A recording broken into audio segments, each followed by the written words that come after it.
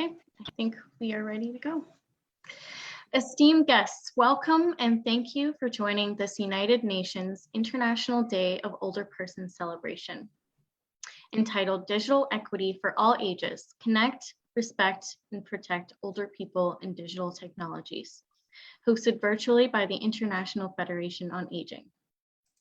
My name is Peta Geert. I'm Project Officer with the IFA, and I will briefly review housekeeping.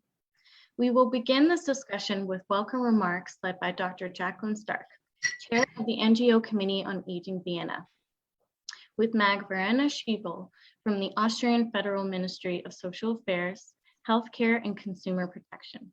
Following this, Dr. Erica Winkler, Chair of the United Nations Economic Commission for Europe Standing Working Committee on Aging, will introduce key speakers and moderate the ensuing discussion. To be actively involved in this discussion, please use the chat function at the bottom of your screen for questions, comments, or relevant resources. If at any time you have any technical questions, please post them in the chat as well, and assistance will be provided. Speaker biographies, relevant links, as well as resources will also be posted in the chat for reference. This event is live streamed and recorded on the IFA Facebook as well as YouTube page. Screenshots may be captured throughout the event and posted on social media. Lastly, the recording will be made available on the IFA as well as NGO committee websites. It is now my pleasure to pass the floor to Dr. Jacqueline Stark, Chair of the NGO Committee on Aging Vienna. Okay, good morning, good afternoon, and good evening. We welcome, on behalf of the NGO Committee on Aging in Vienna, we welcome you all from all over the world to our celebration of the United Nations International Day of Older Persons.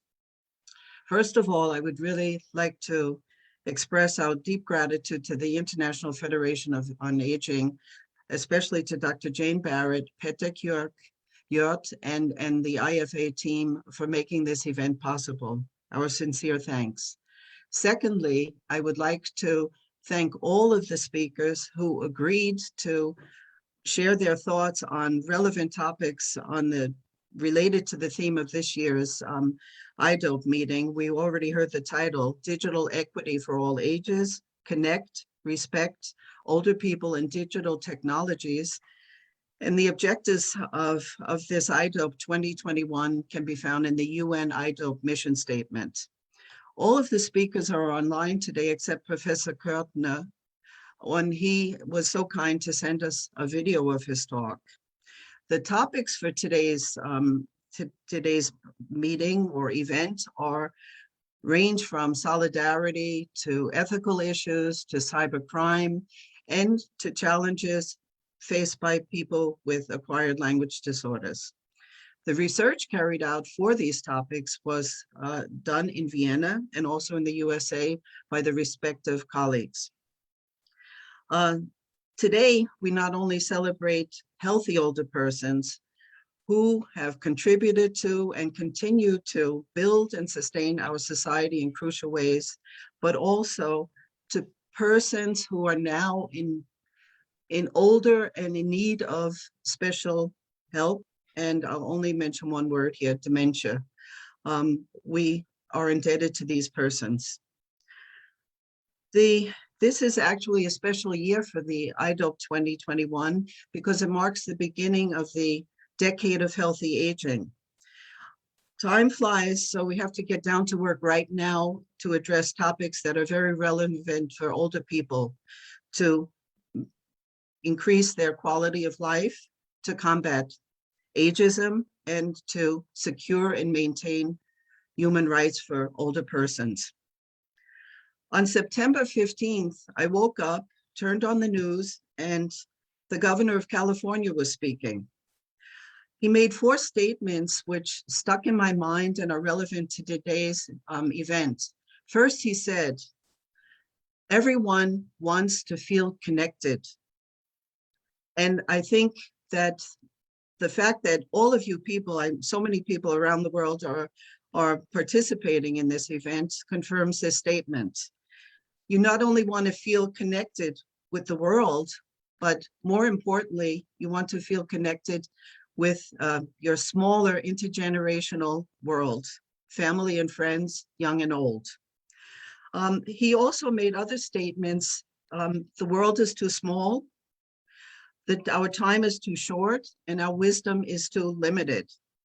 I think we can all agree that the world is small. And I think it's important to stress that the time is too short to waste it on irrelevant issues.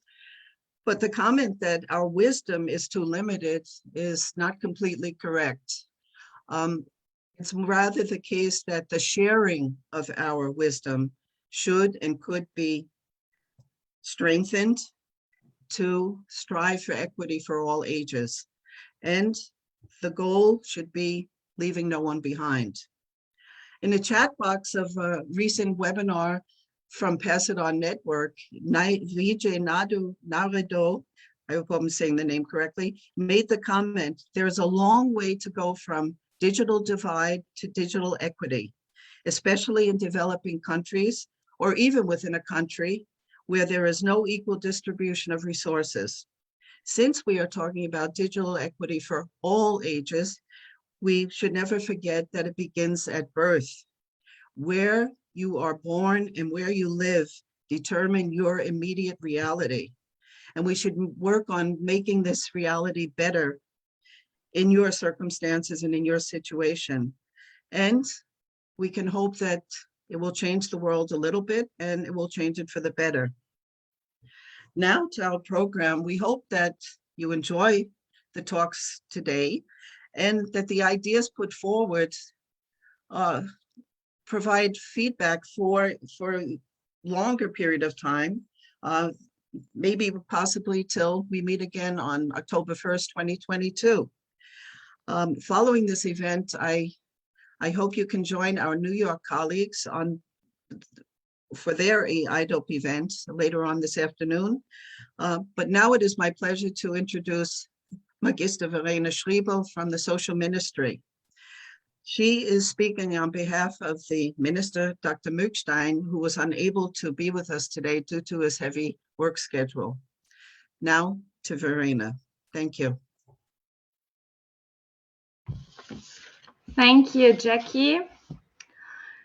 Ladies and gentlemen, dear colleagues, before I start, please accept my apologies on behalf of Minister Dr. Mückstein, who wasn't able to record a video message in time due to his busy schedule, like Dr. Stark already mentioned. I want to reassure you that this should by no means undermine the importance of this day and this truly important topic. I'd like to thank Dr. Stark and her team on behalf of the Federal Ministry for organizing this happening today. Today's event is a perfect example for the work of the NGO Committee on Aging Vienna on behalf of older persons in supporting their rights on international level. The topic of the International Day of Older Persons this year states digital equity for all ages. This year's topic expresses the need to give persons full access and full opportunities to participate in the so-called smart world, whilst we have to consider data security issues and also privacy rights. But in order to guarantee the participation of all the people in all areas of society, which is a social necessity, this includes participation in technical progress. And for many years, Austria and the Federal Ministry of Social Affairs implemented a wide range of measures focusing on this special topic. Today, digital competences are one of the essential basic competences that go far beyond handling computers or using tablets. They also include the knowledge of how to use the internet and in a safe way, and the knowledge of the dangers and also the protection against them. And beyond that, competences relate also to the critical handling of sources and the information we all receive via the internet on our smartphones or also on our email accounts. On this day, 2 years ago, the Vienna Committee held a symposium on the journey to age inequity, which was back then very closely linked to the Agenda 2030 and the implementation of the Sustainable Development Goals.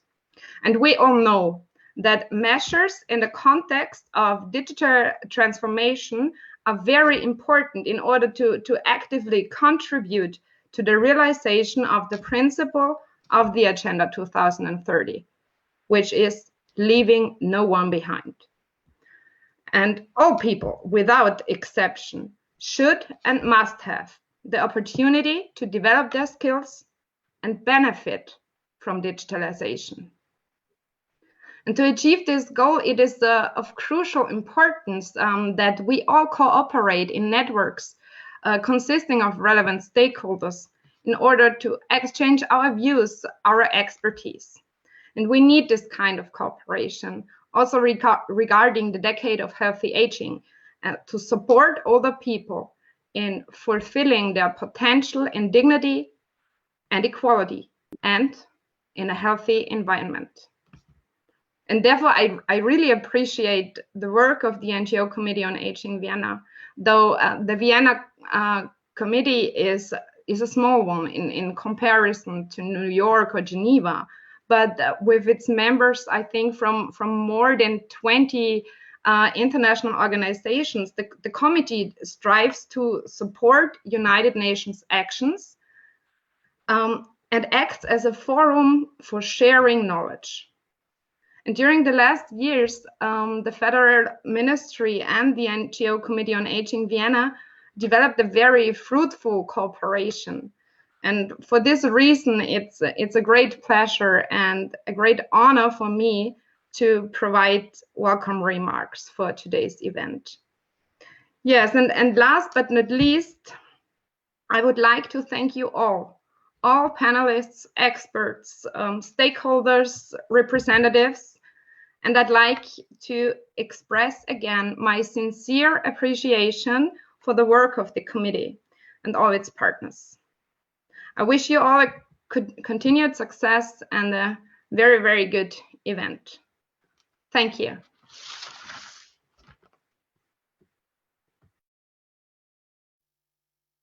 Thank you, Verena, for this opening address and the great support and commitment of the Austrian Ministry. It is my pleasure to introduce Verena Schriebel as the new Deputy Director of the Unit for Aging and Volunteering Policies in Austria, and she is in charge of international affairs. And she will continue the traditional good cooperation between the NGO Committee on Aging and the international NGO community and the Austrian Ministry. Thank you, Verena. So welcome everybody also from my side to the event of the NGO Committee on Aging to the International Day of Older Persons on the general theme, digital equity for all ages, connect, respect, and protect older persons in digital technologies. And I see we have very many participants from all around the world. So welcome to this event in Vienna. And I say welcome to our four prominent speakers. These are Professor Barbara Breinsack, head of the Department of Political Science at the University of Vienna, Professor Ulrich Körtner, head of the Department for Systemic Theology at the University of Vienna, who unfortunately cannot be with us but sent us a video statement. Ms. Marilyn Pilotas from the UN Office on Drugs and Crime, which is located in Vienna, and Professor Emerita Nancy Helm Easterbrooks from the Department of Communication Sciences and Disorders at the Western Carolina University. Some words to myself. I was the deputy director of the Unit for Aging and Volunteering Policies for some 20 years, and Austrian representative at the Social Commission and chair of the working group on aging at the UNEC, the United Nations Economic Commission for Europe. And I'm very proud to say that we reached that this working group now is a standing UN body. And within my last years, my focus was on healthy and active aging through social participation and the new image of aging. And now I'm in this life stage of so-called late freedom myself. And I'm happy that Verena is my successor. Our prominent experts will discuss the challenges, benefits, and harms of smart information systems, as well as the ethical dimensions of new technologies, and especially for older people. We start with Professor Barbara Pineza. She is not only head of the Department for Political Science at the University of Vienna, but also director of the Center for the Study of Contemporary Solidarity and the interdisciplinary research platform Governance of Digital Practices.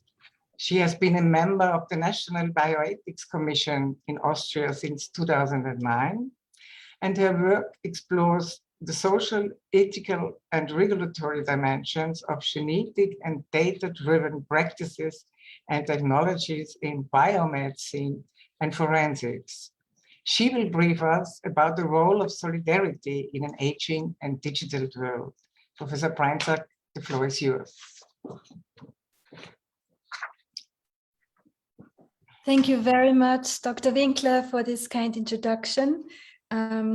Welcome to everyone. I hope you have a good day, evening, night, wherever you are. I will, if you could move to the next slide right away, Patrick, thank you so much.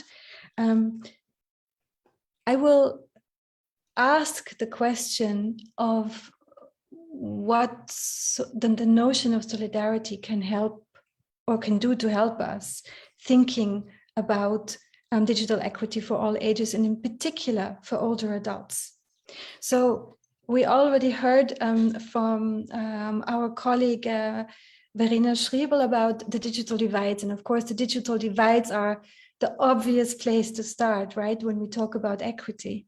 And there's a lot has been written about digital divides, a lot also in the context of the COVID-19 pandemic, which has reconfigured some of those divides between rich and poor countries, between men and women, because an important issue is that in many countries, internet use and the use of digital technologies by women is heavily policed.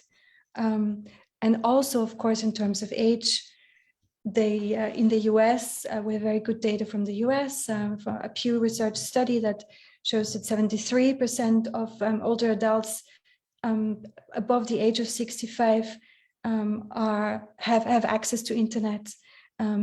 For the ages of 80 and older, this figure drops to 44%. In Austria, my place of residence, it's very similar at 46%. So these are the sort of hard data on the end, on the ground. If we could move to the next slide. But thank you.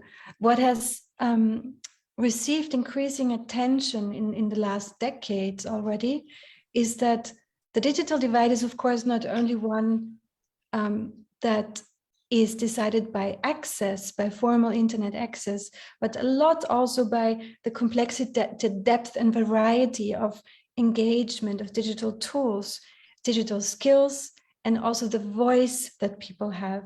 So we're not only asking anymore, can people make use of the internet, quote unquote, it's of course a very complex bundle of practices and technologies, but we're now also asking the question, how can how can people make use of the internet, and does it benefit them? So one issue in particular with older adults is that older adults are a group that is targeted by cybercrime.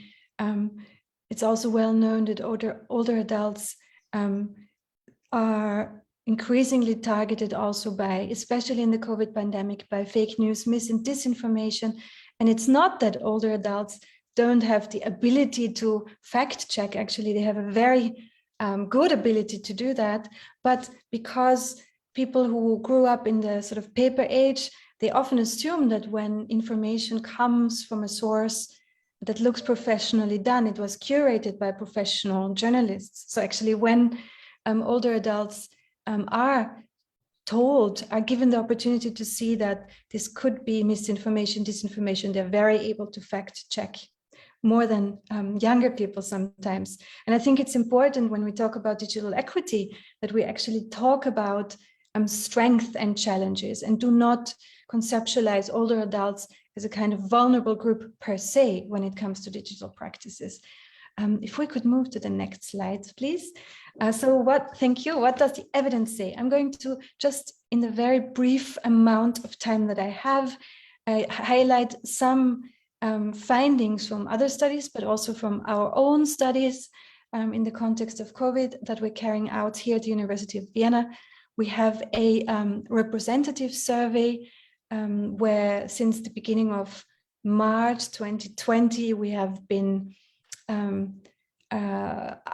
surveying a representative sample of the Austrian resident population 14 and older on a variety of topics. And we also have a qualitative project where we talk to people, where we can also ask about practices. And that has a European arm and also Latin American arm. This is the study that you see here on the right-hand side. So what does the evidence say? If we could move on to the next slide. One thing, and these are findings from our studies, that in many ways, older adults are particularly challenged during the COVID pandemic in the context of digital practices, but they also have particular strength. So one thing that really struck us in our own data was that contrary to what many people might have expected, older adults are not lonelier than other groups. Actually, the loneliest groups were young women. So why is that? Our hypothesis is that the lives of older adults the routines were not as abruptly disrupted as for especially younger people, but also older adults have a lot of strength. They often they're less affected by income losses specific to the pandemic. They are, and this is what other studies have shown, better able to regulate emotions, deal with difficult times because they have been around for a while and they know that they can deal, they have experienced hardships and challenges. But when it comes to digital practices in particular, we can, I think without exaggeration, also say that there are not only challenges per se, but there are particular challenges arising through the COVID-19 pandemic. One of those challenges, if we could move on to the next slide, Betek, thank you. One of those challenges is that communication increasingly relied on digital tools. So I'm not even going to talk about global inequalities here and global inequities because they are massive. So I bracket these off because they deserve a different talk. But within societies, sometimes because digital tools, devices, also bandwidth were focused on people who needed them for work, needed them for schooling. Older adults often got sidelined and forgotten when it comes to those things. Another challenge is, of course, that many of the tools that people adopted very quickly, during the pandemic, were not designed for older adults. So the catching up of digital practices that we have been observing in many countries, prior to the pandemic slowed down during the pandemic. And I think this is a sign that we really need to take seriously. Other things that studies have found, and you find some of those studies here on the slide in the small print, of course, lack of access, obviously, but also lack of interest, which is actually not to be understood as a general disinterest in digital technologies, but also the feeling that because if we don't understand how a computer works, for example, we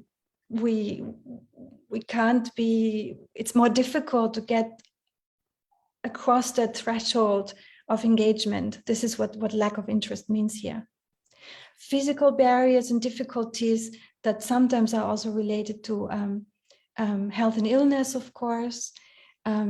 For many people, not only older adults, but especially also older adults, sometimes reliance on seeing faces, and not only because lip reading is an important complement to hearing and so on. So that, as I said, affects not only older adults, but more people in the older age range.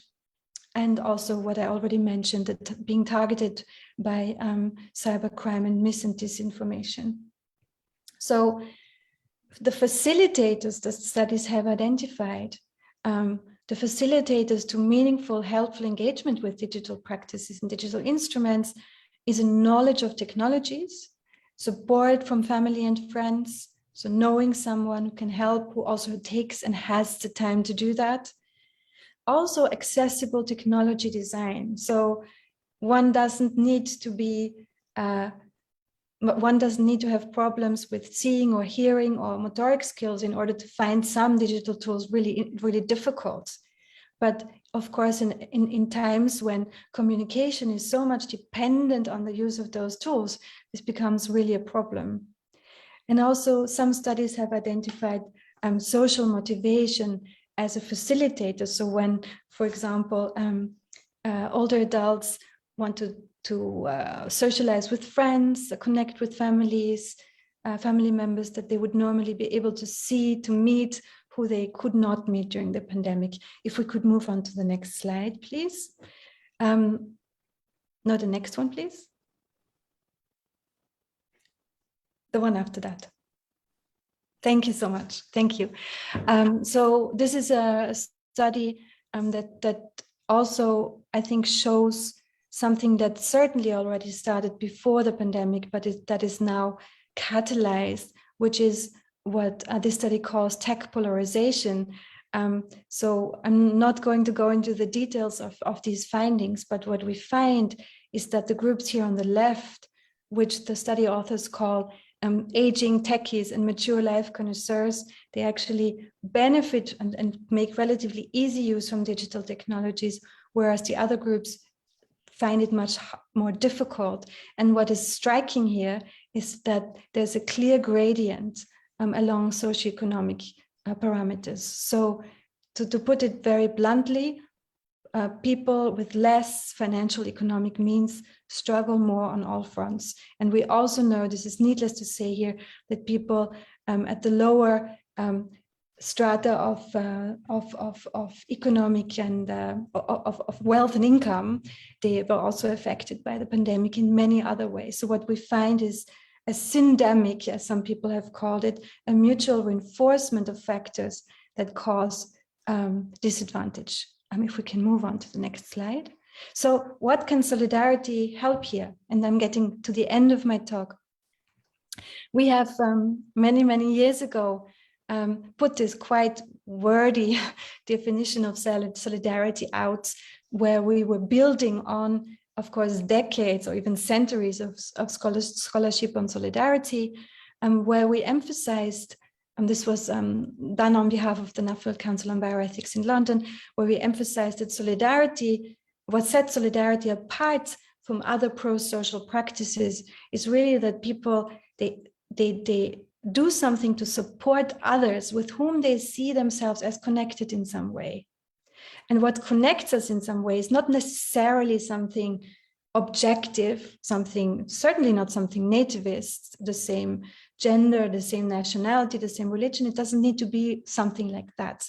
It's something that we have learned to recognize, some joint humanness, vulnerability, the joint fight against oppression or against a pandemic, for example. If we could move on.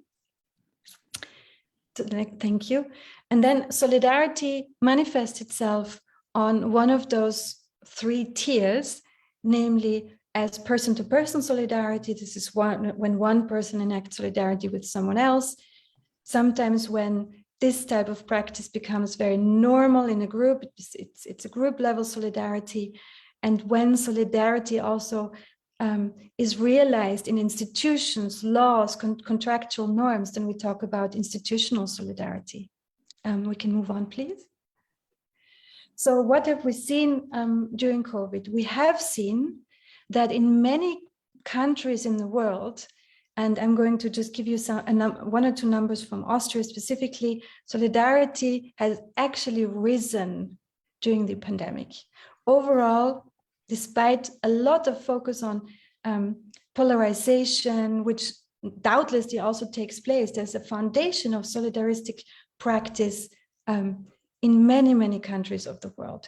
So to give you very concrete examples from Austria, this comes from our representative survey, the levels of solidarity has actually grown. When it comes to older adults, however, this is still the group that most people feel solidarity with. So they say that they do care very much about how this group feels, but solidarity with older adults has decreased by 8% since 2018. We have some ideas of why this might have happened. We believe that it might have happened because older adults and also people with pre-existing conditions have been called the high-risk groups that everyone else needs to sacrifice themselves for. So here, I think if this is true, then we see the negative effects of a discourse that singles out particular groups as risk groups. If we can move on, I'm getting to the very end now. So what do we need? And this is my last slide. Excuse the typo.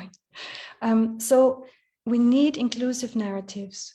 We need narratives about mastering challenges, not only the challenge of the pandemic, but also the challenge of building good societies, resilient societies, bouncing back from the pandemic that includes everyone and that doesn't single out certain groups as the ones that that everyone else needs to sacrifice themselves for, the ones that benefit from everyone else's solidarity. Everyone is at risk. Everyone should pull together. So we need inclusive narratives here. We also need digital tools and environments that are appropriate for all age groups. So we need much more participatory technology design. And we need incentives and investments also from public actors into that. We need measures such as social and psychological support for groups that were marginalized during the pandemic, among whom are many older adults. It's not exclusively older adults, but many older adults, especially the longer the pandemic lasted, the more also loneliness increased in older adults. And I think this is not a very sexy thing to say, but I think it's the most fundamental thing to say. We have seen that countries with lower social and economic inequalities, with stronger public institutions and social supports, public health systems have gotten through the pandemic better. And investments in those infrastructures, also digital infrastructures, are very, very important. And we need to just end poverty, social economic poverty and digital poverty as well. Socioeconomic factors are a huge determinant of people's ability to meaningfully engage with digital practices. Thanks very much. I think I have a final slide that just says, thank you for your attention. And apologies for having to leave early, and thank you for listening to me. So thank you very much, Professor Breinzak.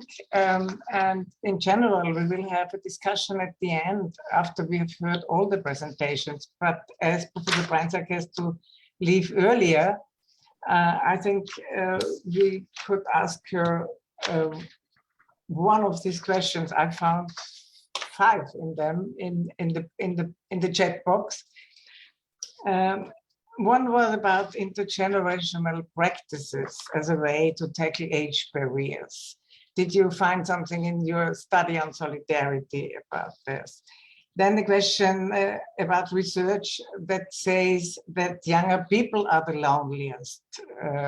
Was it from Austria? Was it from you? What do you know about this research? Not older people, but younger people are the loneliest. What the result of this study?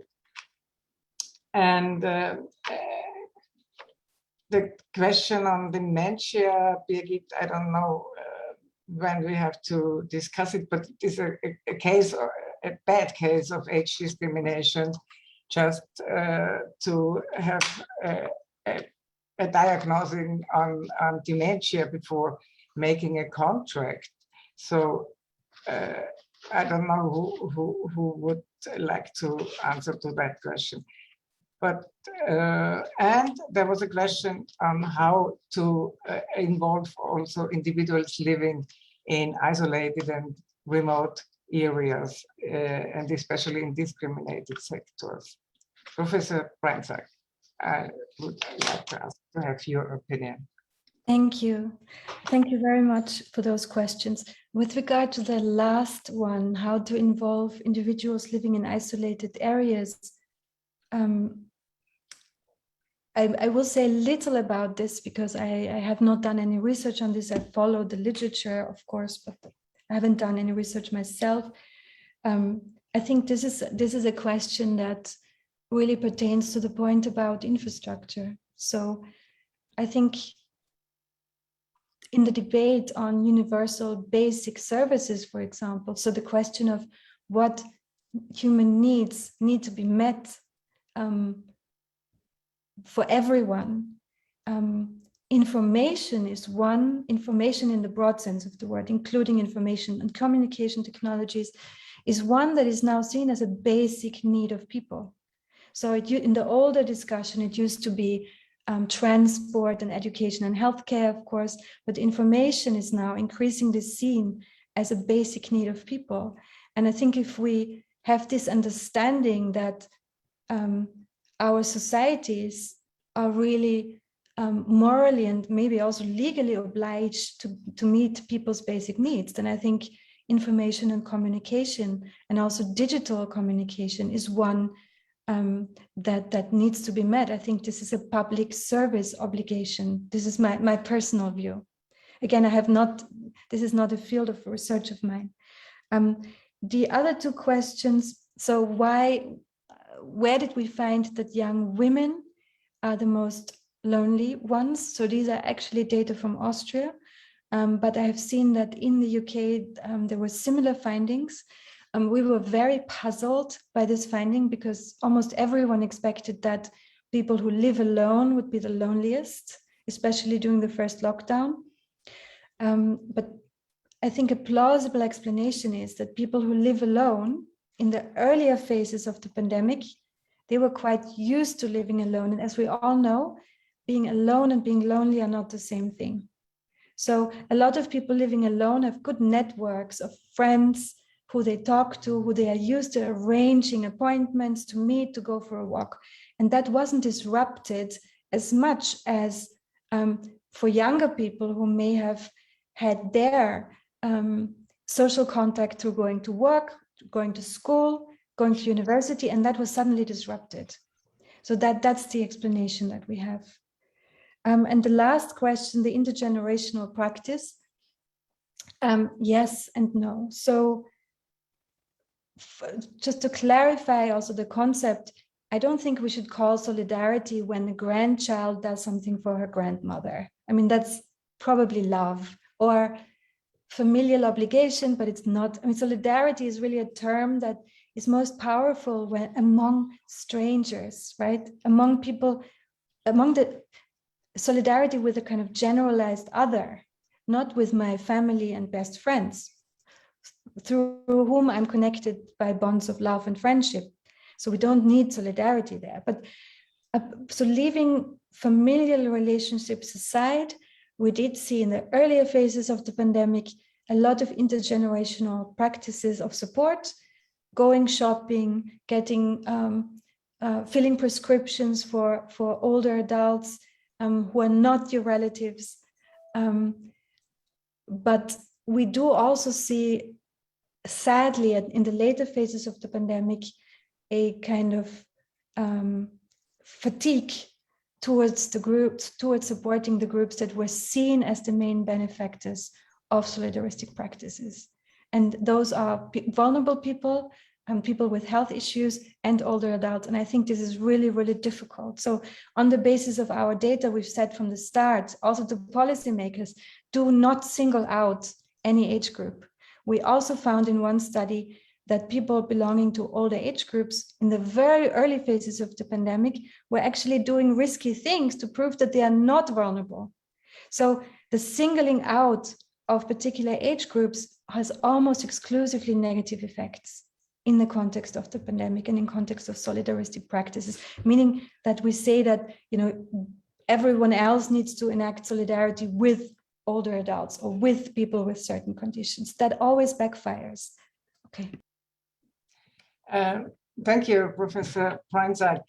Yes, we always said that it is necessary that older people come to the younger ones, but at the pandemic, we had a really setback on the new image of aging. Older people locked down and had to be helped, and we are missing where normally they are very active, for example, in social volunteering and things like that. So very many interesting findings. I thank you very much, and goodbye. That brings us to the next, to our next expert, and this is Professor Ulrich Körtner, and he is the head of the Department for Systemic Theology at the Faculty of Protestant Theology of the University of Vienna, and head of the Institute on Ethics and Law at the Medical University of Vienna. From 2009 to 2010, he was a member of the research group Challenges for the Conception of the Human Being and Human Dignity through Current Developments in Medical Technology at the University of Bielefeld. And he will now speak to us about ethical issues of digitalization and new technologies. Please start the video.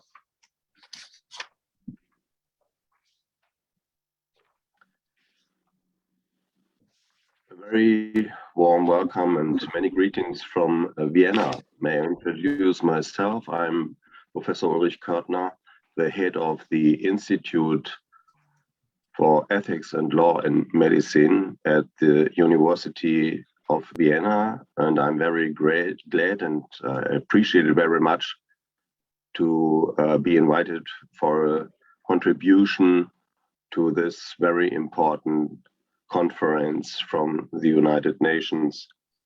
At Vienna, we are working on the fields of medical ethics as well of medical law, and my contribution, my paper has the title Ethical Issues of Digitalization and New Technologies, and I will give a short presentation.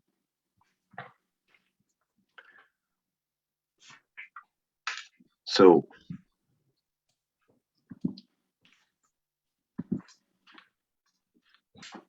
we'll start with the problem, digital participation in old age.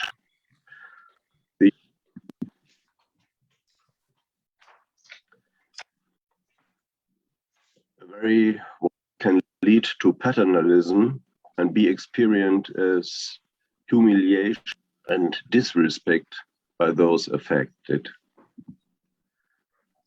Access to internet and to assistive technologies is a question of justice.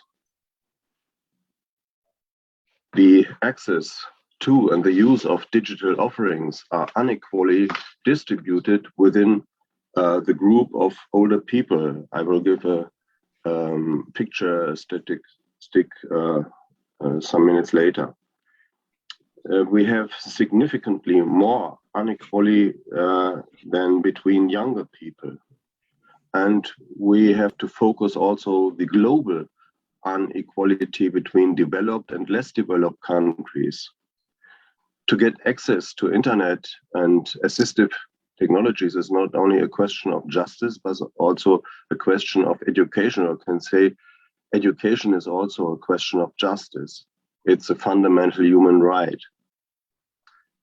Access depends on the income and other resources. A special problem is the access of older people belonging to the group of older migrants, because they account a higher proportion of people with a low socioeconomic status. And barriers may be dependent on the lack of knowledge of the language. And there are experiences of exclusion and discrimination. If we talk about justice in the field of ethics of technology and access to IT and assistive technologies, then we have to differ between different terms and definitions of what justice is. We talk about distributive justice, funded by the state, by taxes or by insurances, depending on the principle of solidarity. Then there is the participatory justice. That means we have to look, is there a just access from all who need such an access? Then the principle of solidarity, and last but not least, the idea of fairness in the way that it has been developed by John Rawls. Here I give a statistic from a paper that has been published by Oliver Haxholt and Katrin Otte. It's the result of a research made in Germany. And then you see that people who are older than 67 have a very different access to IT, and that depends on the level of education. People with high education have a high access. People with a low level of education have a low access, and the difference is very strong in the group of the people who are 79 to 84 years old. What are the ethical issues? First of all, low barrier tools and offers must be developed. Then the technical equipment in nursing homes and care facilities has to be optimized. We need internet in the public sphere and in public in general. And there is a discussion in which way we can get free access to internet for people with low income. The next question is in which way assistive technology might be financed.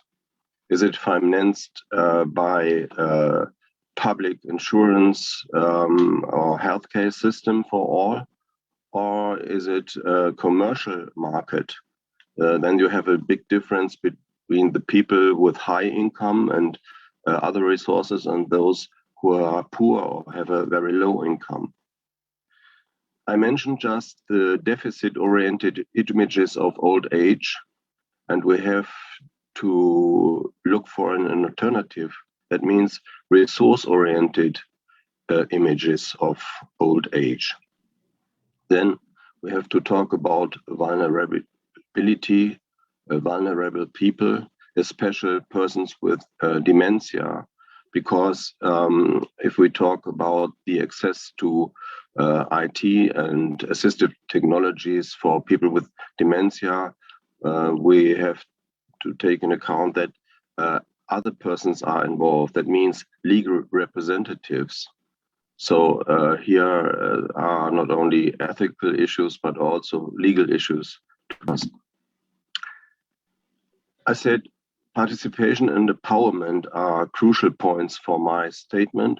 Empowerment means strengthening competence in the use of IT and assistive technologies. We need user-friendly products, and older people should not have the impression that they are merely anonymous user of digital technologies. Rather, they must be able to adapt the digital technologies to their needs and, if necessary, switch them off.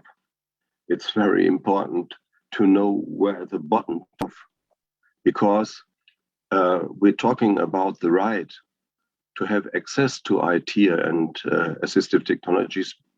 But I think there is also a fundamental right not to use digital technology. There must be a free choice. New technologies are developed by research, so the ethical issues of IT and assistive technologies is also or are also issues of research ethics. In research ethics, we have to identify conflicts of interest from the beginning of the development of technologies. And later users has to be involved in the development of new technologies. We have to identify, just in the stage of research, personal needs and preferences of later users. And last but not least, research ethics, technology ethics, and applied ethics have to be mandatory components of the training programs for engineers.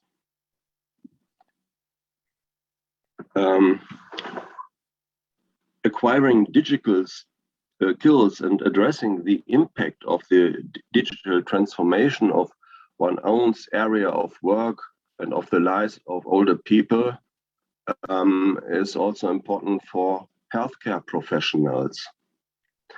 I mentioned an age report from Germany, from the German Ministry for Family, Seniors, Women and Youth from 2020.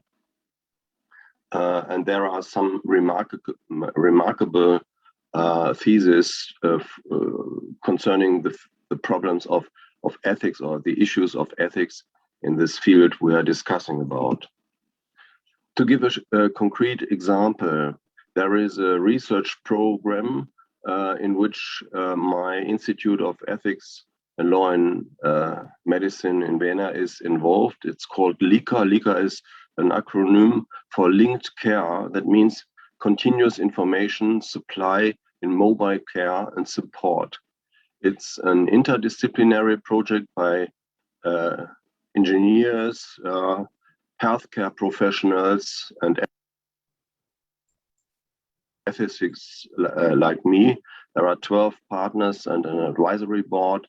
It's an interdisciplinary project working all over Austria. And my contribution to this project is research on ethical issues of LICA. LICA offers access to information relevant to nursing and care, crossing the boundary of the different care settings, and primarily supports nursing and caregivers and documentation. The possible interfaces to physician software and pharmacies and documents available in ELGA help to avoid multiple entries. ELGA, that is an acronym for the German word elektronische lebenslange Gesundheitsakte. We can translate it by electronic lifelong health file.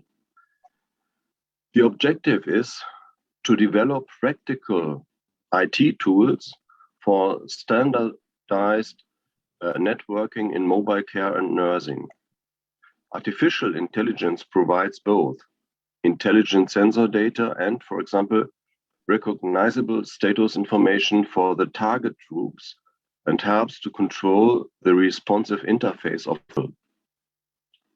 The result will be an integrated, easy-to-use, well-connected IT system for care, therapy, and patients themselves, which can be operated via mobile devices, PC or tablet, and which, when evaluated, shows clear improvements in integrated healthcare.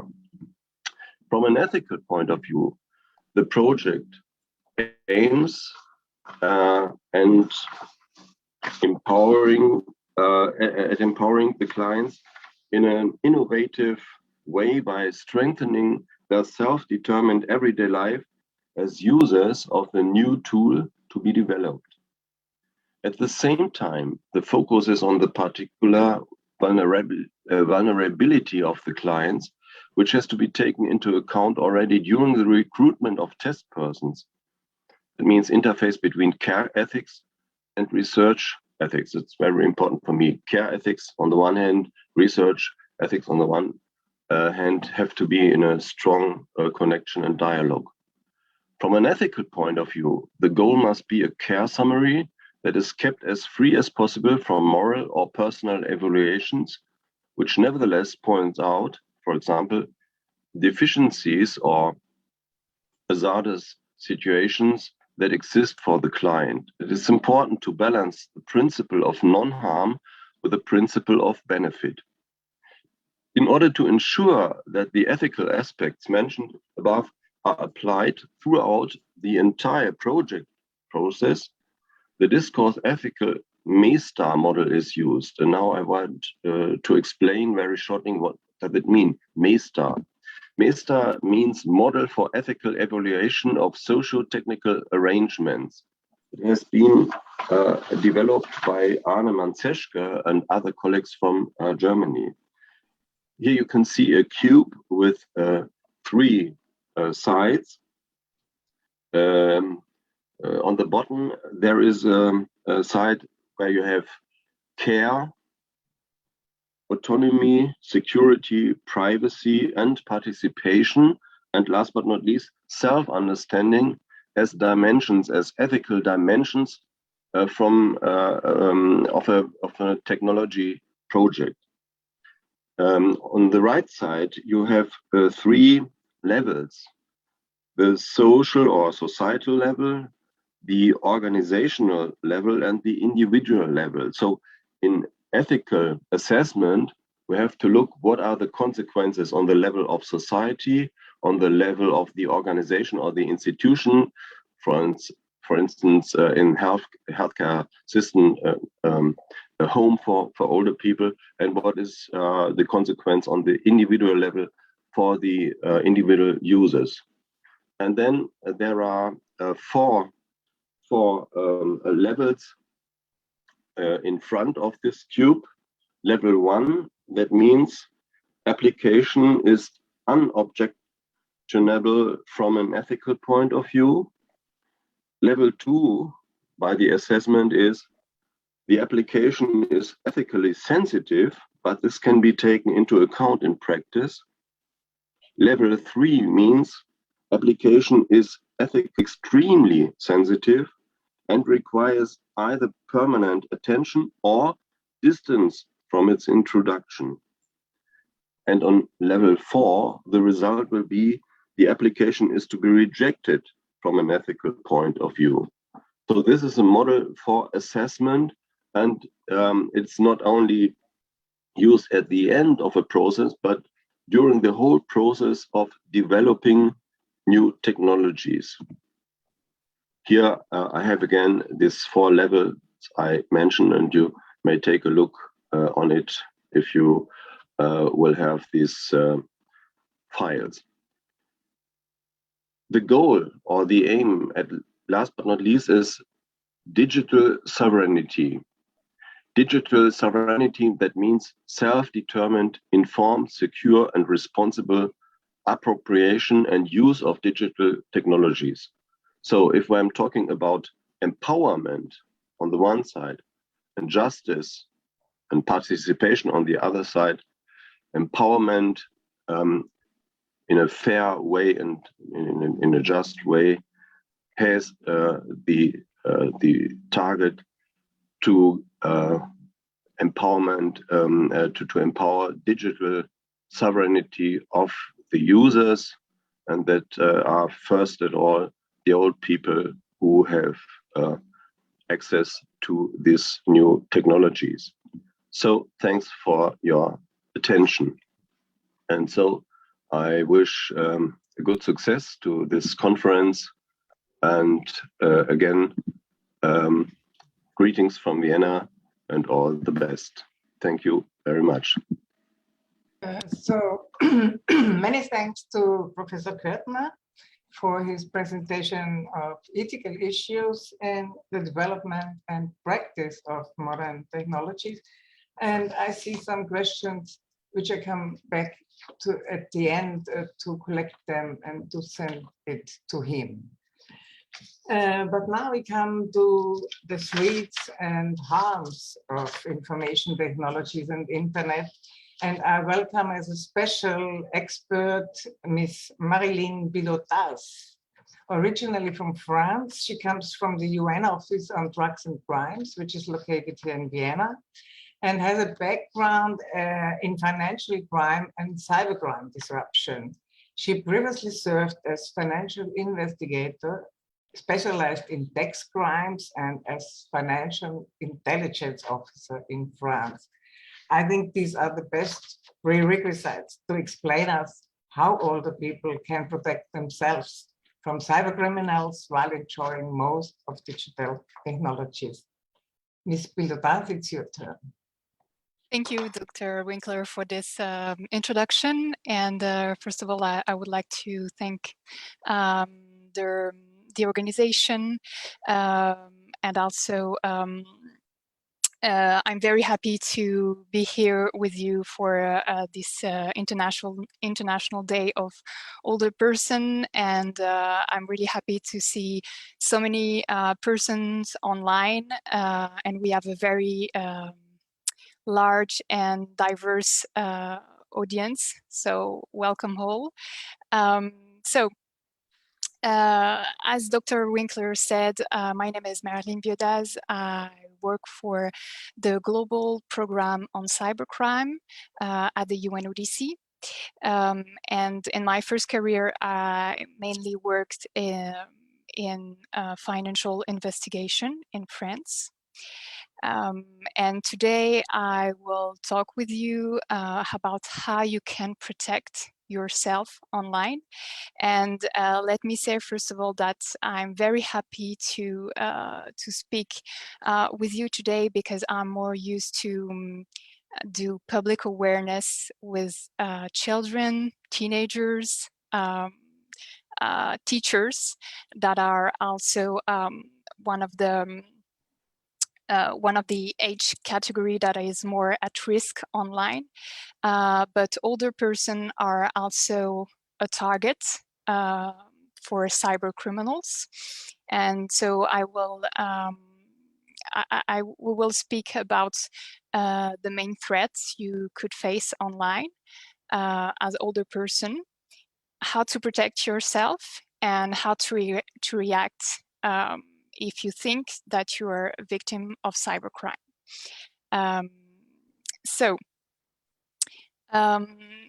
I will start by giving you first, telling you first about an investigation I had to dealt with a few years ago.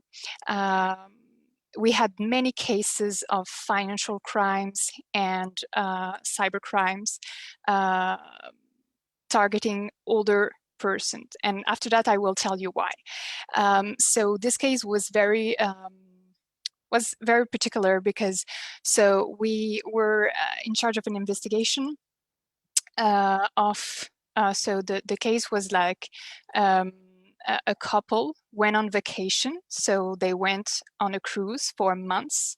And when they came back from that cruise, they just realized that a very large amount of money disappeared from their bank account. And it had been transferred to a foreign jurisdiction. And when we investigated this crime, which at first was a financial crime, we discovered that the perpetrators were able to embezzle such a high amount of money because they took control of the email address of this couple. They knew about the vacation plans. They knew that they will be on a cruise, so they will not check their bank account for a few weeks. And they really take the advantage of that situation. And this is where we have a connection between financial crime and cybercrime, because the entry door here was the email address of this couple. And I am telling you that because you could ask yourself why you are, as older person, more at risk of being targeted by cyber criminals while you are online. And the reason is that cyber criminals will assume that because you retired, you had accumulated during your professional life assets, wealth, and so you are, for them, targets, or you appear as good targets. The second reason is that generally we notice that older person tends to use lowest security protocols when they're online, on social media, or on their email accounts. So it will be easier for cyber criminals to take control of their device or to enter in contact with them. So I will start my presentation now. Can we pass to the next slide, please? Okay, thank you. So I will just very briefly talk about the main types of threats that you can face online as older person. So next slide, please. So as you will say, a lot of these threats are related to financial threats. If I was speaking today to children or teenagers, of course it will be completely different. So this overview of threats is really focused on your age group. And the first threat is investment scam. So these are scams that the objective is to lure you to high return investments. And you can see these advertisements for this false investment on social media, on your, maybe you received some in your emails, in your text messages. You probably encounters this kind of investment scams. So for example, you have advertisement that will ask you about or propose you investment in diamonds, wine, forex, or very exotic things, and of course with very high return on investment. Second threat is solidarity fraud. So this kind of fraud took place after a humanitarian crisis or after a climatic disaster, and you think that you will send your money for a humanitarian organization, but of course it's not the case. So this is a very common scam, so please be very careful when you are sending money to charity and to a solidarity campaign. The third threat is blackmail. So it is when cybercriminal will take control of your personal data. So it could be photos, videos, but also personal conversation, and they will use that to blackmail you for money. The fourth threat is money embezzlement. So this is typically the case that I was telling you about. So one day you just wake up and money had disappeared from your bank account. So it can happen. So obviously it's not very frequent, but that's a threat. But you can protect yourself from that, and we will go through that in a few minutes. You have also identity theft. So it is when the criminals will use your identity document more particularly, to commit crimes, to open bank accounts that will be used in other frauds. And the last the last threat that I will like to mention is the use of your device or your social media account to reach to someone else, a third person. So if you have a member, like if you have a member of your family that has like a political career, which is member of the parliament or member of a government, if you have like a also friend or family who are high-level executive in the company, you can be also targeted because your device can be an entry door to reach these persons of interest. Okay, so next slide, please. Okay, so how does it happen? I will not enter into the details, but I would like first to mention phishing. So phishing is when you will receive an email, a compromised email. So you think it's a normal email.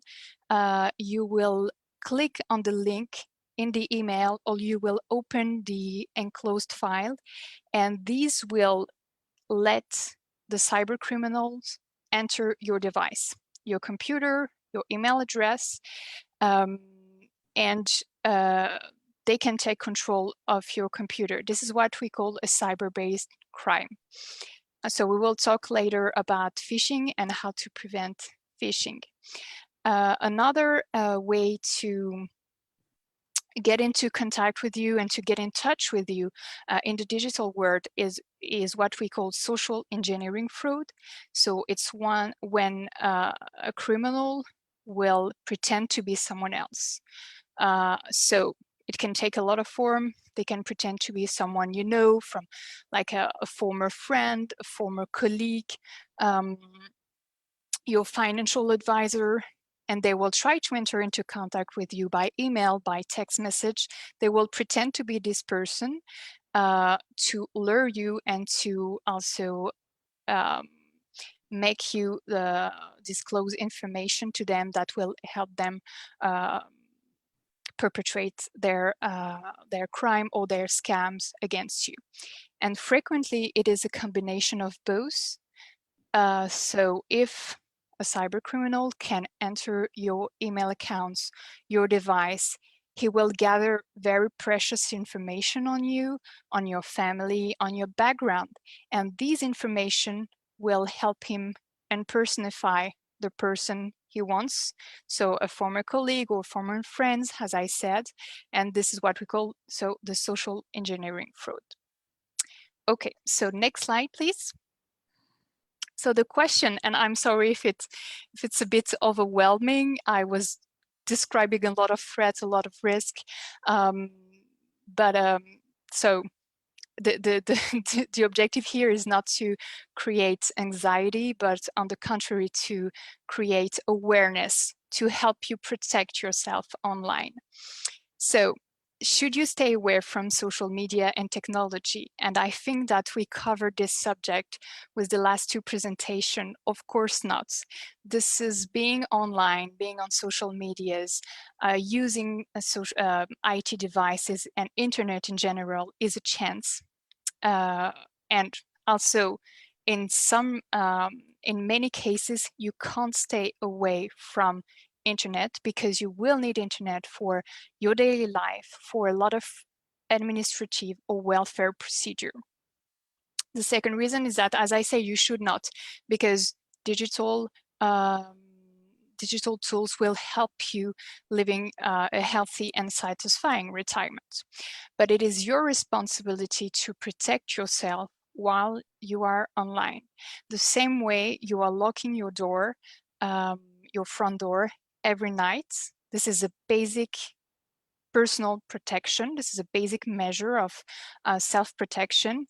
You need to adopt good practices online to protect yourself against the threats I described it. So next slide, please. So how to protect yourself online? I will give you first general advices and then we will enter briefly into details. And once again, I will try not to be overwhelming.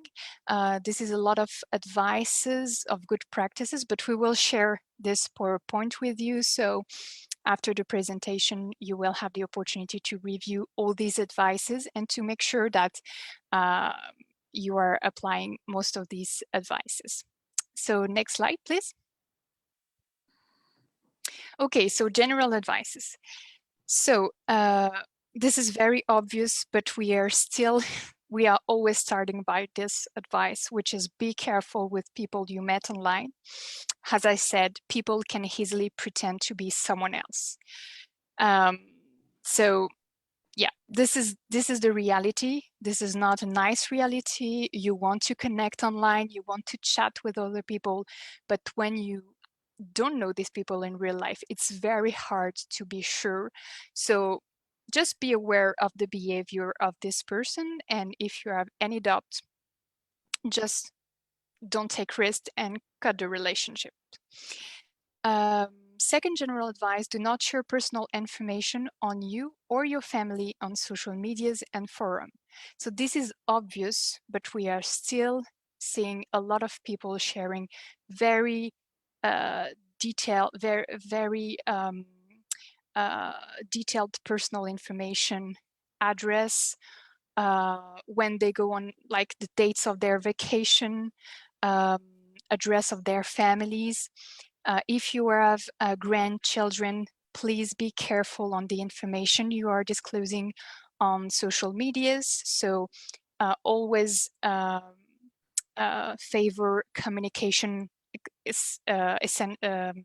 Specifically, I'm talking about exchanging photos or details on your grandchildren location.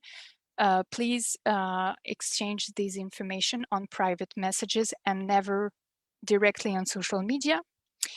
Third advice is to switch your social media's profile to private profile. So in every social media platform, you can switch your profile to private. It means that it will be only accessible to people you vetted. So you accepted these people as a friend or as a contact. So you make sure that you control the circle of people that access your information on social media. This is very important. And really, you don't need your profile to be open to the whole internet.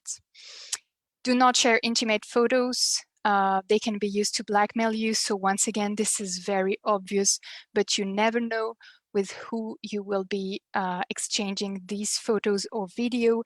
And we have a lot of cases of blackmailing based on intimate photos. And also another advice, disconnect your webcam when you are not using it. Next slide, please. So we will now talk about general IT security, how to enhance IT security. So use strong passwords and change them regularly.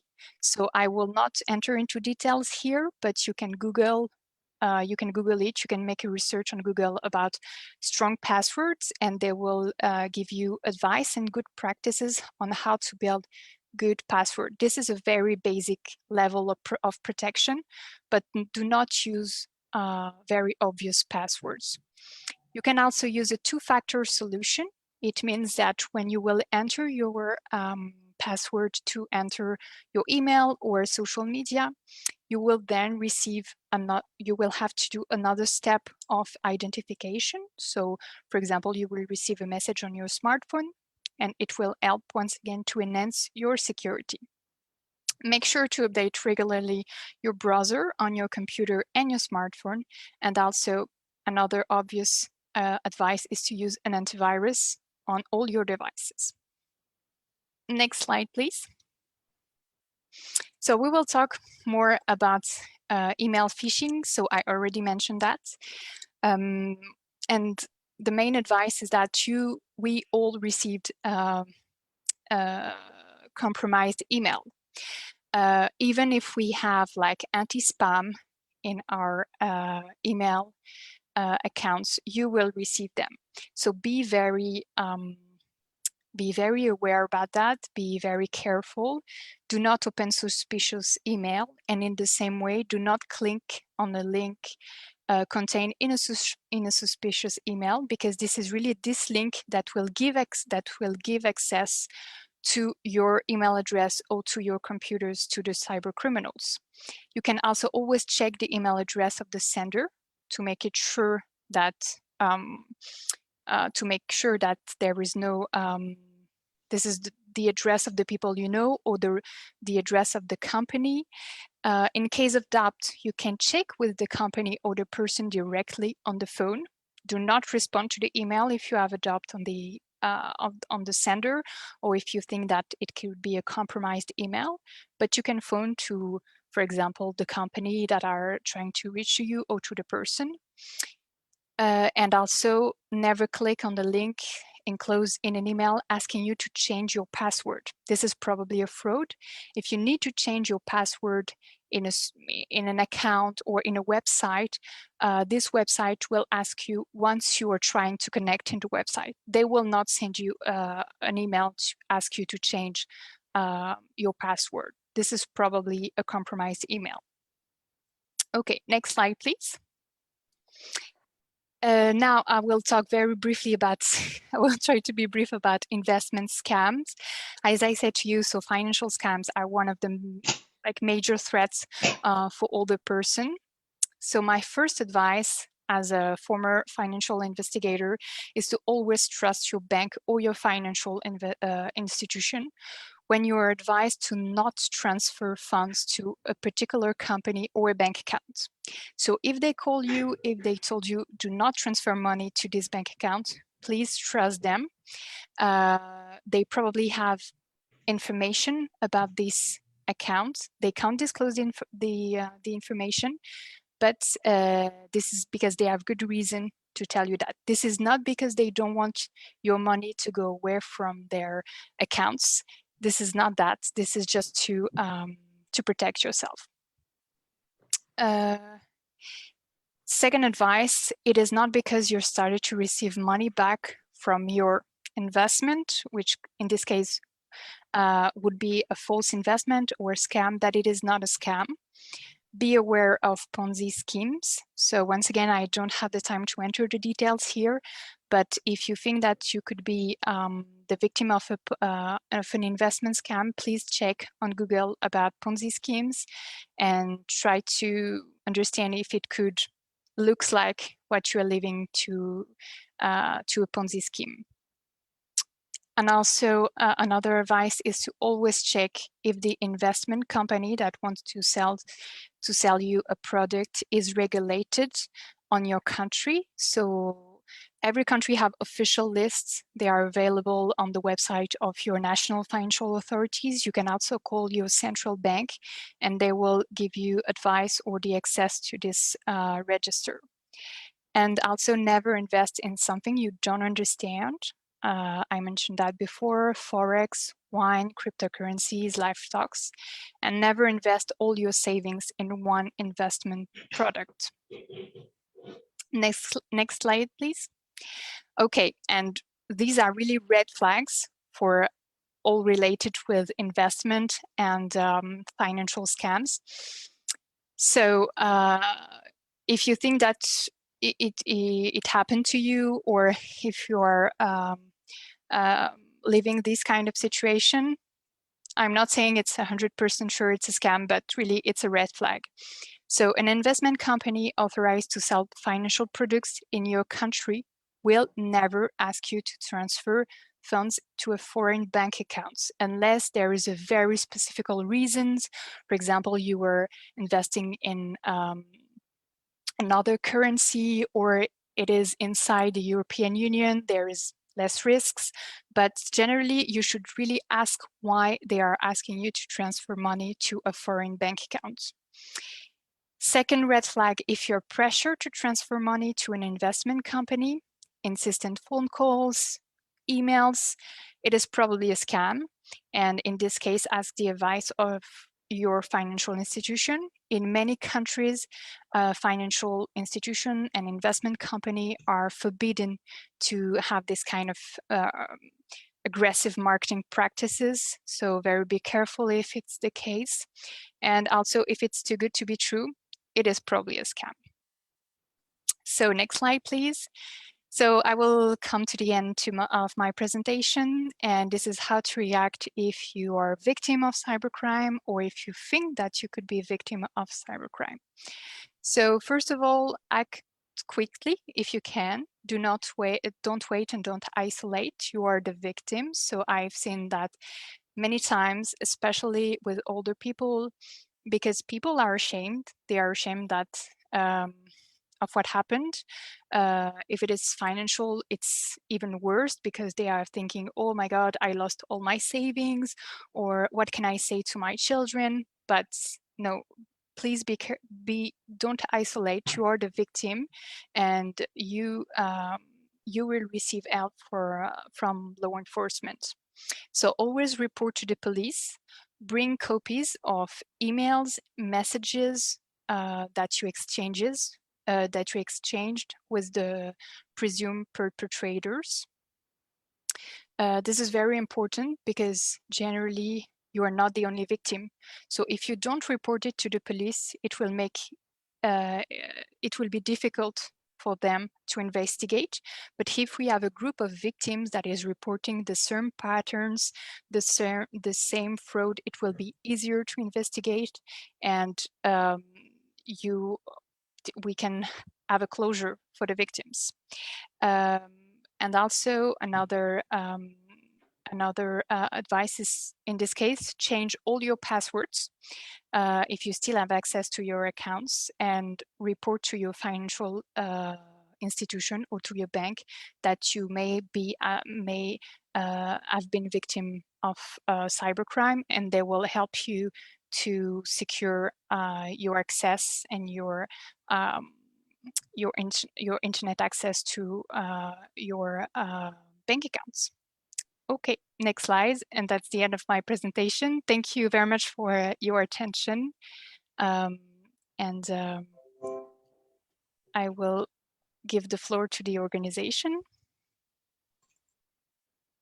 Yeah, thank you very much, Marilyn Pilotas, for this very interesting presentation. And there are some questions, and I hope we will have time at the end to come back to them. Thank you very much.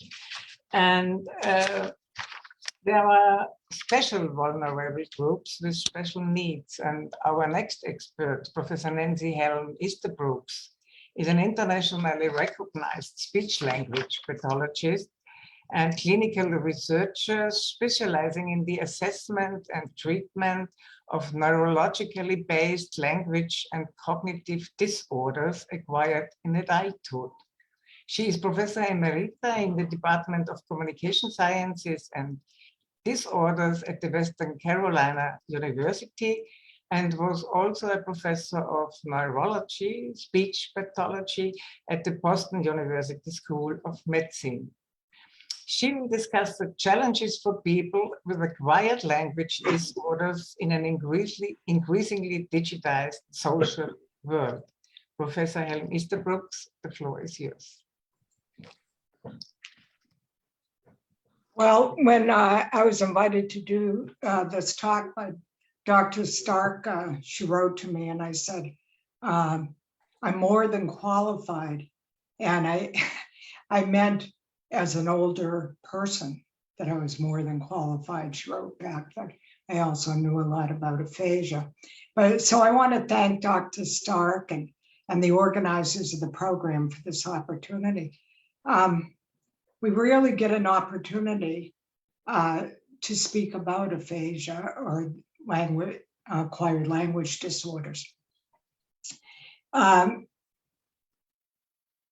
It was really an interesting topic for me because there are special challenges that people with acquired language disorders face in this increasingly digitalized social world. So I said there's a term for acquired language disorders, and that term is aphasia. So why didn't I just use that one word instead of 3 words in the title of my talk?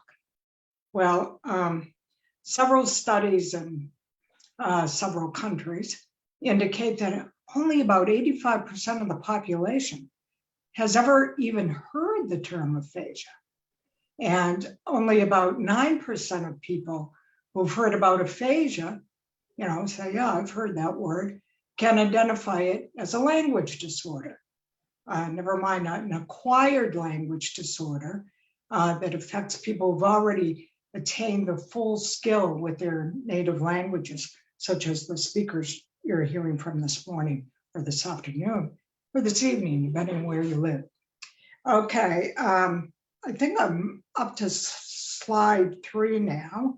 Are we there? Yeah, okay. This is high technology for me, folks. The most common cause of aphasia is stroke. And strokes that damage those areas of the brain that subserve language. Approximately 1/3 of all strokes result in aphasia. And given that 75% of the people who do have strokes are 65 years or older, I think that my topic today is an appropriate one for the United Nations International Day of Older Persons. So now a little bit more about the nature of aphasia. To varying degrees, depending on the site and the extent of the damage within the brain's so-called zone of language, aphasia affects the production of oral language. And are we at the right place in the slides? I think I should be looking at the next slide, please, Patrick. Yeah, thanks. The production, so it affects the production of oral language, which is speaking or verbal expression, and the production of written language, which is writing. It also can affect the understanding of spoken language, which we call auditory comprehension, and of written language, which is, of course, reading. And I caution you, not reading out loud, but reading from meaning. The strokes that cause aphasia may also cause a weakness of the right arm and leg, and an inability to see on the right side of space. And later in this talk, I'll mention why these 2 factors are important to digital communication. Well, certainly all of us have experienced some frustrating moments when we can't recall a specific word or maybe somebody's name. Now try to imagine what it would be like when every time you try to communicate, you can't get to the words you want or even need to state your requests, your comments, your ideas, and so forth. All people with aphasia experience this so-called word finding problem. It's not just a case of saying the words, it's retrieving the words. In the 55 years that I worked in the field of aphasia, I've asked the following question by people who are unfamiliar with this disorder, which of course is most people. They asked me, if people with aphasia can't say a word, could they just write it? I asked them in return, so if you can't think of a movie star's name, for example, could you just write it? My question to them usually answers their question, and they begin to understand aphasia. We'll have the next slide. Aphasia is devastating, and its impact on a person's life is profound. People who are employed at the time they acquire aphasia may very well be unable to return to work. Those whose jobs require a little communication, not much communication, such as a groundskeeper I once treated, may have a weakness of paralysis on the right side of their body, and that prevents them from doing manual work.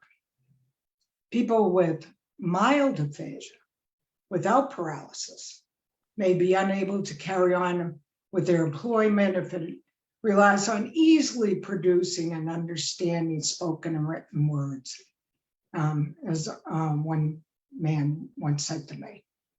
There's no such thing as mild aphasia. So then with unemployment, financial difficulties may arise.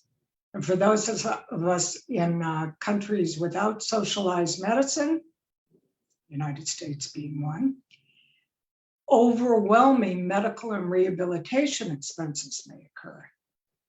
And as you may expect, aphasia typically results in social isolation, emotional distress, and often frank depression. So let's consider the recent COVID pandemic, which other speakers have referred to. Most of us during that period also experienced a period of lockdown, and we were socially isolated to some degree or other. That period was difficult, right? Well, people with notable aphasia have the sense that they are in a permanent state of social lockdown. So what helped you get through COVID pandemic days of social isolation? Probably you use digital communication methods, such as making cell phone calls, exchanging texts, maybe having sessions of Facebook within your social circle. Some people use their computers to hold Zoom meetings or gatherings with their family members and friends. I have a friend who did that for Thanksgiving when everybody was scattered and couldn't fly to be together. Now, consider that all these methods involve both the production and the understanding of spoken and written language. So how do people with aphasia make use of these methods? So we'll have the next slide. In a 2020 study, Menger, and I hope I'm saying her name right, and her UK colleagues looked into the impact of aphasia on the use of the internet and of computer technology. Their team studied 25 people with aphasia that was caused by strokes and 17 people without aphasia. And they found that not only does aphasia negatively affect the use of the internet, but the proficiency of use. Other factors also had a negative impact on the use and proficiency. And these factors were age, education, previous use and experience with technology. We've been hearing about some of this with elderly people, and availability of proxies, that is, people who could help with the processes. I think today, Dr. Pransek, she used the word facilitator. So anyway, I can relate to three of these factors very well. I'm 81 years old, and in grades 1 through 6, I had inkwells in my school desk. In high school, I was enrolled in a college-bound academic track that didn't include a typing class. We weren't allowed to take typing. Well, as to education, I do have a doctorate degree, but I wrote my dissertation in as many drafts in pencil on legal pads, and I gave them to a typist I had hired. I read the research data to my children, who wrote the numbers on graph paper, and then I gave the handwritten data to a colleague at Harvard, and she created punch cards for the big computer to carry out the statistical analysis. The laptop I'm using for the Zoom event was so slow last week that I asked a 39-year-old neighbor to clean it up. I could never replicate what my proxy, Lou, did that evening. In fact, the ability to participate in this event today is nearly like magic to me. Certainly, I would never be able to participate with even a little aphasia. But getting back to socializing with aphasia, using digital technology. Here in the US, the National Aphasia Association lists, thank you, Penick, websites that are currently online that are aphasia communities and support groups. In fact, I have to update some of them because I tried to get on some of them and it said page not available. Well, but I show you these just to give you an idea of some of the sites. I won't read them to you. But what is important, next slide, to acknowledge is that all online aphasia communities and support groups require language. All of them require the ability to read and probably write, if you want to say something yourself. And some require the ability to produce and understand spoken messages.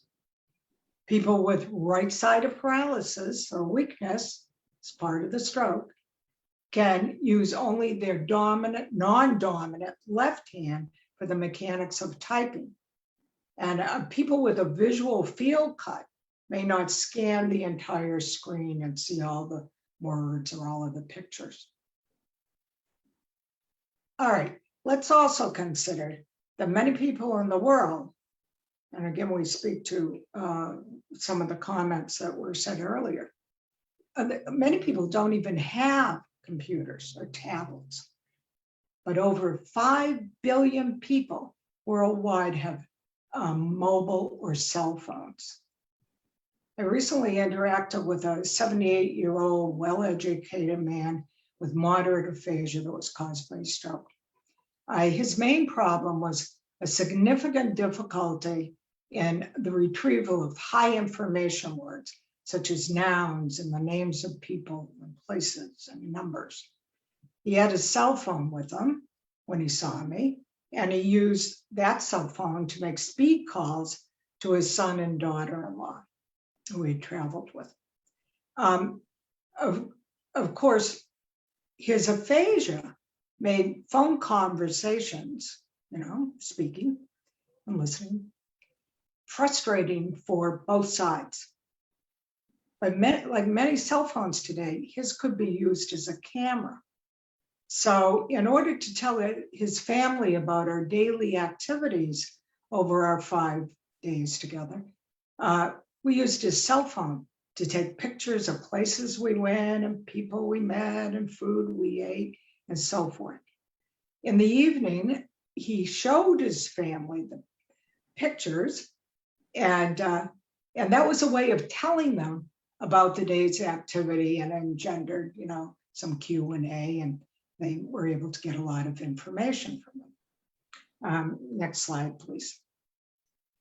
The idea of helping individuals to communicate through photography has not been widely studied, but over 10 years ago, professor of photography, Don Rowe, at Rollins College and some other colleagues, held photography workshops for people with very severe aphasia. These individuals couldn't express themselves verbally or through writing. They also had right-sided paralysis. So the challenge for Professor Rowe at that time was to find a camera that could be used with only one hand. And in these cases, only their non-dominant left hands. Then, of course, the pictures had to be downloaded from the digital cameras to a computer and printed for them to show. So I mentioned earlier that over 5 billion people worldwide have mobile phones. And many of those phones do have cameras. And these phones allow us to take and store pictures even in albums. So in 2021, here at this time, our research team would use cell phones in our aphasia photography workshops. And as I was writing this, all I could think of is the old adage, a picture is worth 1,000 words. It certainly can when you have aphasia. The next slide, please, Peg. In that 2020 study, Menger and her colleagues stressed the need to acknowledge that the role of the internet in people's lives is vital for the long-term rehabilitation of people with aphasia, particularly and enabling people with aphasia to live successfully with the condition.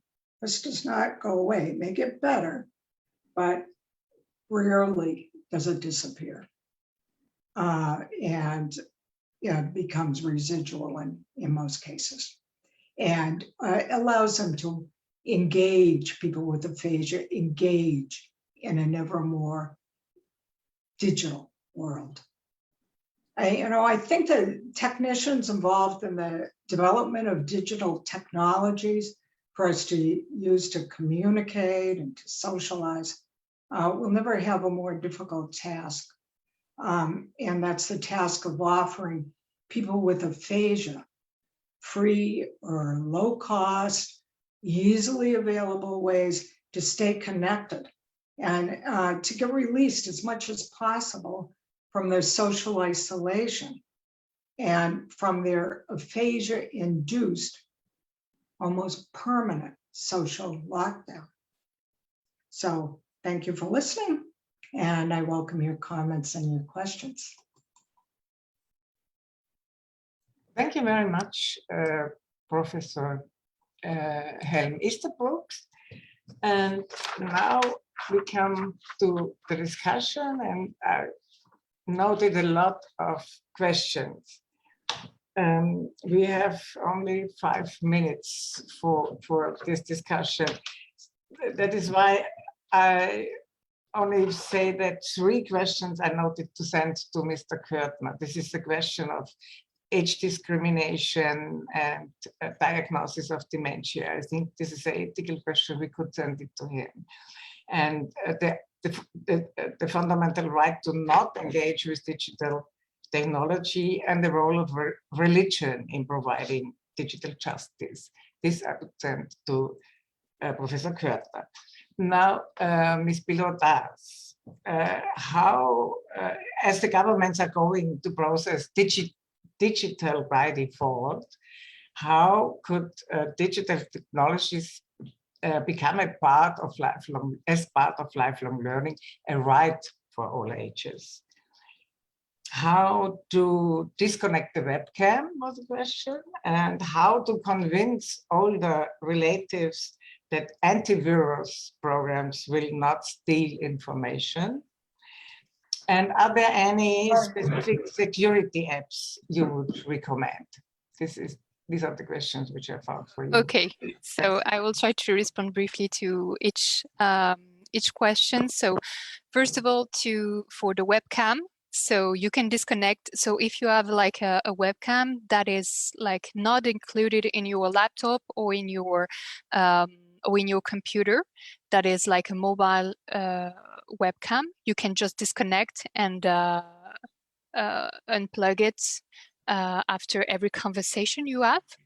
And if it is on your laptop, and if you feel more comfortable by knowing that no one is looking at you, and if someone has in some way the control of your device,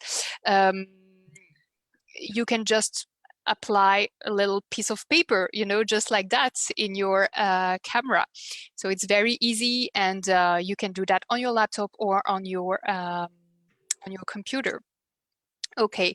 Also, for convincing like relatives or friends to have an antivirus, as I said, it is one of the protection measures. This is not the only one. This is not the alpha and the omega.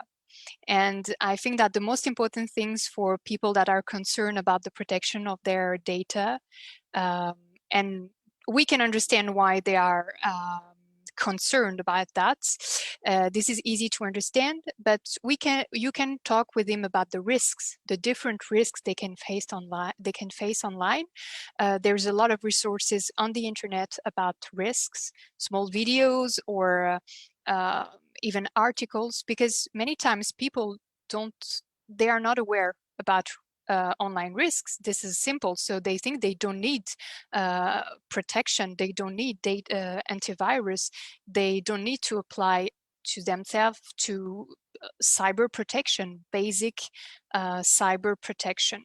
So I think that it is good to just have a conversation about the risk, and then people will be it will be easier for them to understand online safety and online safety measures. The last question was about if I could recommend a security solution or an antivirus solution. Obviously, I can't. I can't because I'm member of the United Nations, so I can't promote one or other X or Y company. There's a lot of company that have like a good security products, but I can't mention one or promote one. Thank you, Ms. Villotas. And now I come to the questions to Professor Helen Easterbrooks. And the first one was how to get the design aspects of technology more accessible. That's a great general question. And then another question, can you tell us something about speech to text? And are there other technologies beyond cameras or for the development of the photograph use to increase communicative skills in aphasia is another question. And the general question which I had is, do you think that older persons will continue to retain a central stage in policy forming and implementation? So, wow. That strained my, it is a general memory question to everybody, to everybody. I'll take, let's see, the second one first. The speech to text.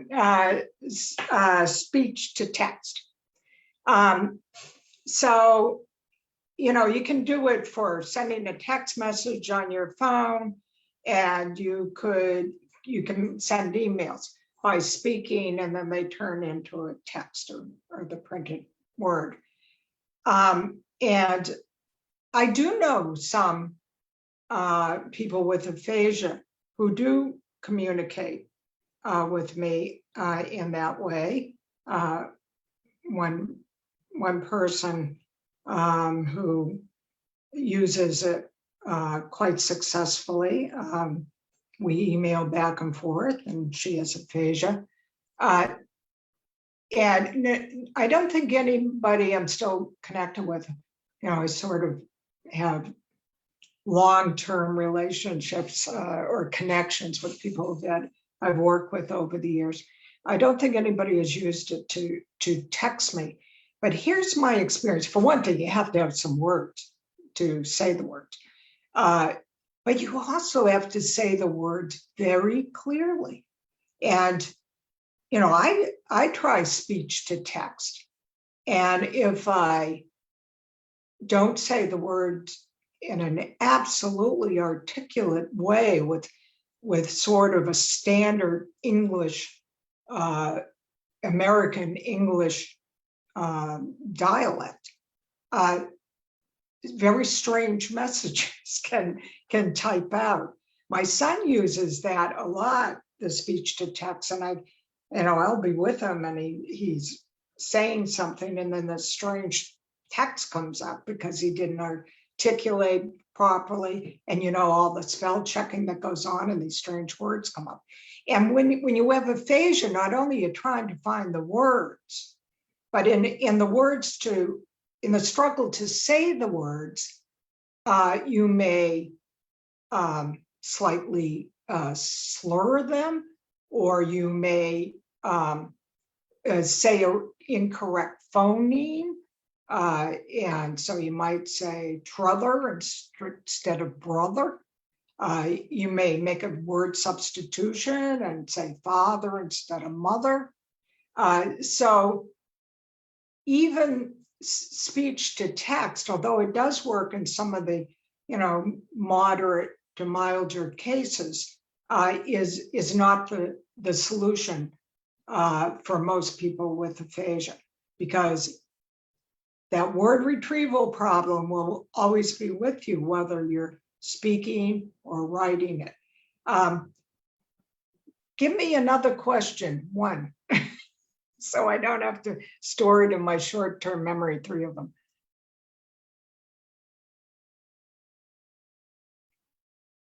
I can't hear her.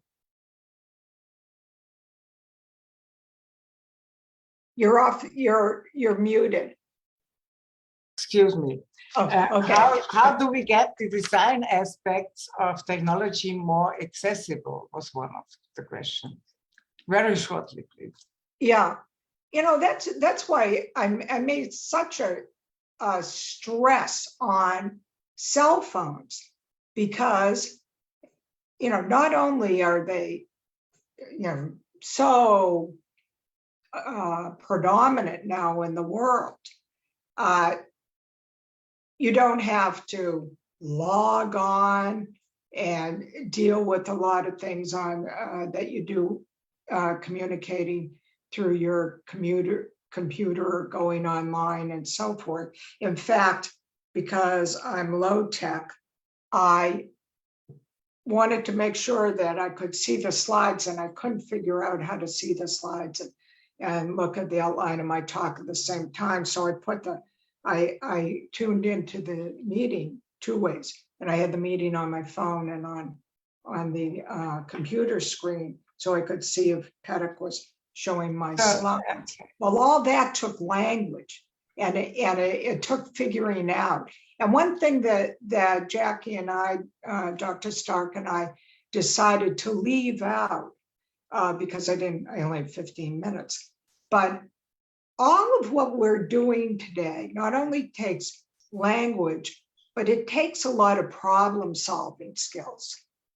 And when you have some people with aphasia, also, if they the damage goes a little bit more into their frontal lobes, for example, they may have some problem with what we call executive functions, and so they can't figure out. I think it is a question of different special groups how to handle this. And yeah, thank you so much. And let me close by answering the question how all the persons will retain a central stage in policy forming and implementation. And I think this is our task, to look at policies for all the persons are growing, and the number of older persons will grow, and therefore our engagement has to grow. So I thank you very much for your participation and for this lively discussion, for these many questions, and I'll give the floor to Jackie just for a short farewell. Thank you so much. I guess for something like this, we would really need more time to get into depth and to address more questions and everything. But I found the session very interesting, and I thank all of the participants. I thank the speakers, and we'll try and get all the information out to you. And I hope you enjoyed the talks, and I really do think there's a lot of food for thought. So we'll be posting things as soon as we have permission to do so. And I thank you all for joining us today. I wish we had more time to discuss, but the next IDOPE event will be coming up shortly. New York will be coming up. Okay, thank you very much for being here today from all around the world. Bye from Vienna. For putting it together, all of you. And the UNEC announced another seminar on aging in the digital area on the 24th of September. Maybe some of you would like to look into this seminar. So thank you very much, and goodbye all over the world. Goodbye. Goodbye. Adios. Thank you. Auf Wiedersehen. Yeah.